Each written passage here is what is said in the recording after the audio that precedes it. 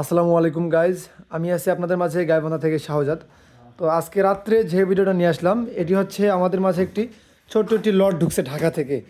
আমরা ঢাকা আমরা ঢাকাতে যাওয়ার সময় যে টুকটাক কিছু মাল কিনছি, তো এগুলো আপনারা জানেন, আপনারা কি অবগত আছেন। তো আমাদের মাঝে কি কি মাল আইছে আমি একটু সংকেত আপনাদের মাঝে তুলে ধরবো।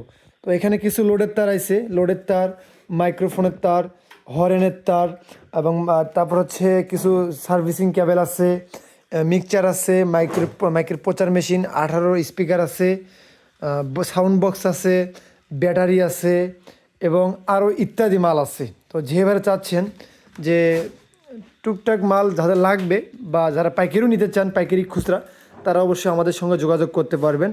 আর এই মালগুলো সম্পূর্ণ রেডিমেড ভিডিও হবে আগামীকাল, ঠিক আছে?